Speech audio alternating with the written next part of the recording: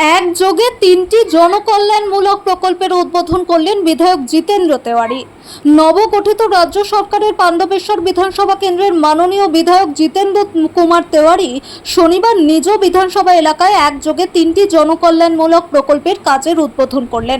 তিনটি প্রকল্পের প্রথমটি গাইঘাটার বাসন্তী মন্দির চত্বরে আনুমানিক 7,80,000 টাকা ব্যয়ে একটি সৌরশক্তি চালিত সাবমার্সিবল পাম্পের কাজের উদ্বোধন। দ্বিতীয়টি আনুমানিক 3.5 লক্ষ টাকা ব্যয়ে পাণ্ডবেশ্বরের ফুলবাগান দুর্গা মন্দিরের নিকটে একটি কমিউনিটি টয়লেট নির্মাণের কাজের উদ্বোধন ও তৃতীয়টিও আনুমানিক 3.5 লক্ষ টাকা ব্যয়ে পাণ্ডবেশ্বরের রামনগর নিচেপাড়া ব্রহ্মতলা এলাকায় একটি কমিউনিটি টয়লেটের কাজের উদ্বোধন করেন মাননীয় বিধায়ক জিতেন্দ্র তেওয়ারি ও স্থানীয় বিজেপি জনপ্রতিনিধিরা। বিধায়ক জানান যে বিদ্যুৎ বিভ্রাটের কারণে মন্দির চত্বরে জলের জন্য কোনো বৈদ্যুতিক মোটর ব্যবস্থা স্থাপন করা সম্ভব হয়নি, যার ফলে ক্রমাগত জলের অভাব দেখা দিয়েছে। এই সৌরশক্তি চালিত পাম্প স্থাপন স্থানীয় ভক্ত ও বাসিন্দাদের জল সংকট থেকে স্থায়ী মুক্তি দেবে।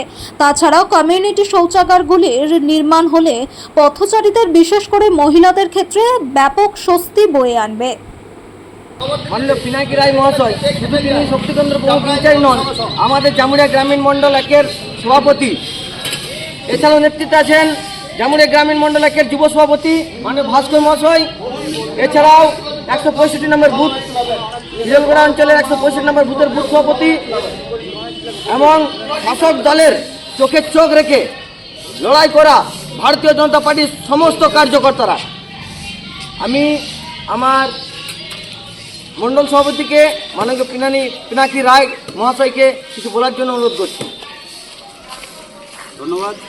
আজকে জামুড়িয়া গ্রামীণ মণ্ডল একের পক্ষ থেকে হিজলগড়া অঞ্চলে যে হিজলগড়া গ্রামে যে 4টি বুথ আছে, সেই বুথের মোদিজির চিন্তাধারায় যে মোদিজির 12 বছর পূর্তি লক্ষ্যে যে আমরা স্বচ্ছ ভারত মিশন, আমরা সবকা সাথ সবকা বিকাশ এই মন্ত্রে মন্ত্রিত হয়ে যে প্রত্যেকটি ভারতবাসীর স্বচ্ছতা বজায় রাখতে পারে, সেই উদ্দেশ্যে আজ আমরা হিজলগড়া মন্দির প্রাঙ্গণে আমাদের ভারতীয় জনতা পার্টি হিজলগড়া অঞ্চলের সমস্ত লড়াকু কার্যকর্তা যারা বিগত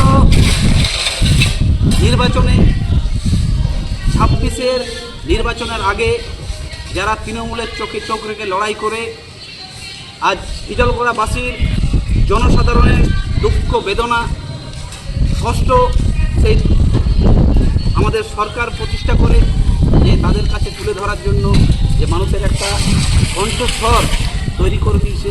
তাই আমি ভারতীয় জনতা পার্টি জামুড়িয়া গ্রামীণ মণ্ডলের পক্ষ থেকে সমস্ত কার্যকর্তাকে জানাই অসংখ্য ধন্যবাদ, গৌরী অভিনন্দন। তাই